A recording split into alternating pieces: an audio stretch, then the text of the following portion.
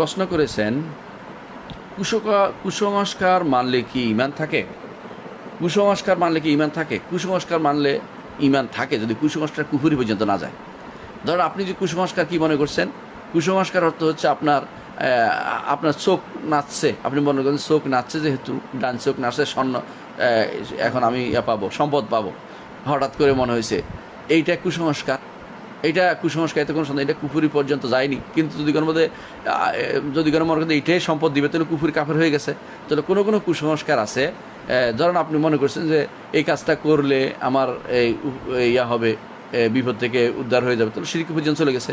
আর যদি মনে করেন এই কাজটা করলে বোধহয় একটু ভালো হতে পারে, দেখা যাক, তাহলে কিন্তু কুসংস্কার খারাপ দিকে যায় নাই। তাহলে দেখা গেল কুসংস্কার বিভিন্ন পর্যায়ের আছে। কোনো কোনো কুসংস্কার থাকলে করলে ঈমান থাকে না, যেটা কুফুরি পর্যায়ে চলে যায়, শিরিক পর্যায়ে চলে যায়, নেফাকি পর্যায়ে চলে যায়, সেই জাতীয় কুসংস্কার কখনো গ্রহণযোগ্য নয়। যেমন ধরেন আপনি পয়লা বৈশাখ পালন করছেন, পয়লা বৈশাখ পালন করাটা এটা একটা কুসংস্কার, এতে কোনো সন্দেহ নেই। এবং এই কুসংস্কার ঈমান হারা হয় না, কিন্তু সে কুফুরি কাছাকাছি বা তাদের মধ্যে বড় ধরনের কবিরা গুনাহ হয়, এতে কোনো সন্দেহ নেই। হ্যাঁ, যদি মনে করে যে মঙ্গল আসবে, মঙ্গল শোভাযাত্রা করে, তখন এই কুসংস্কার কিন্তু শিরকের পর্যায়ে চলে গেছে, তখন ঈমান হারা হয়ে যাবে।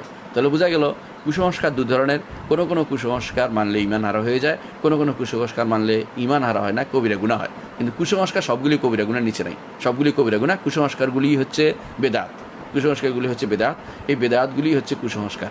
কারণ সুসংস্কার বেদাত হয় না, সুসংস্কার নাম হচ্ছে সুন্নাতুন হাসানা। সুন্নাহ হাসানা হচ্ছে যেটা রাসূলুল্লাহ সাল্লাল্লাহু আলাইহি ওয়াসাল্লাম যে সংস্কার কার্য করেছেন, পরিচালনা করেছেন, সেটা হচ্ছে সংস্কার। যেটা সাহাবায়ে কেরাম যে পদ্ধতি দেখিয়েছেন, এটা হচ্ছে সুসংস্কার। আর কুসংস্কার হচ্ছে যেটা কোরআন সুন্নাহ বা সাহাবায়ে কেরামের আমল বা রাসূলুল্লাহ সাল্লাল্লাহু আলাইহি ওয়াসাল্লামের কোনো কিছু দ্বারা প্রমাণিত হবে না, সেটা কুসংস্কার। সেটা যে ব্যক্তিই করুক না কেন, যার দ্বারাই হোক না কেন, সেটা হচ্ছে কুসংস্কার। যেমন আমাদের দেশে অনেক সময় অমুক এটা পালন করা, অমুক এটা পালন করা হয়, বা অমুকখানে মনে করা হয় যে অনেক সময় দেখা যায় বলে যে অমুকে ফু দিবে, ভালো হয়ে যাবে, দৌড়াচ্ছে একজন মানুষ, অমুকে দেখা যায় যে সে আসলে সে ফু দেওয়ার মতো যোগ্যতা নেই, কোরআন হাদিসে ফু দিয়ে দিচ্ছে না, তখন তার কাছে দৌড়াচ্ছে, এর অর্থ একটা কুসংস্কার মনে করা হচ্ছে। এবং সেটা যদি মনে করা যে গেলে ভালো হয়ে যাবে, তো শিরক হয়ে যাবে। আর যদি মনে করা হয় যে এটা আল্লাহ তাআলা ওর মধ্যে বোধহয় ফু রাখছে, এটা একটা কুসংস্কার, জানে না আসলে কিছুই, এই জন্য ফু দেওয়ার ক্ষেত্রেও জানতে হবে যে কার কাছে যাচ্ছে।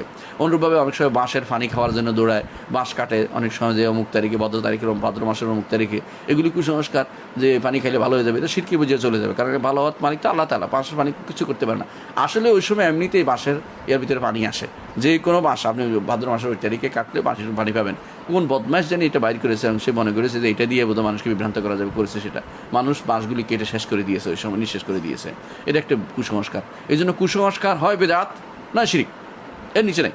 কুসংস্কার মানেই খারাপ, কুসংস্কার মানেই খারাপ, কুসংস্কার মানে পথভ্রষ্টতা। রাসূলুল্লাহ সাল্লাল্লাহু আলাইহি ওয়াসাল্লাম বলেছেন, কুল্লু বিদআতিন দালালাহ, প্রত্যেকটি কুসংস্কারই বিদআতি, পথভ্রষ্টতা। এই জন্য এই কুসংস্কার কখনো গ্রহণ করা যাবে না। কখনো শিরক হয়, কখনো কুফর হয়। যখন শিরিক কুফর হয় তখন ঈমান থাকবে না। যখন বেদাত হবে, সাধারণ বেদাত হবে, যারা আসলে সাধারণ দিন মনে করা হচ্ছে এটা এরকম করলে বুঝি ভালো, এটা ভালো না আসলে কাজটা, তাহলে সেটা হবে সাধারণ কুসংস্কার, তখন হবে বেদাত, এবং সেটা হারাম কাজ হবে। হারামের নিচে কোনো কিছু নেই, মাকরু টাকরু নেই, হারামে। কুসংস্কার মানেই হয় হারাম, না শিরিক, না ঈমান হারা, দুইটার একটা হয়ে যাবে। জি।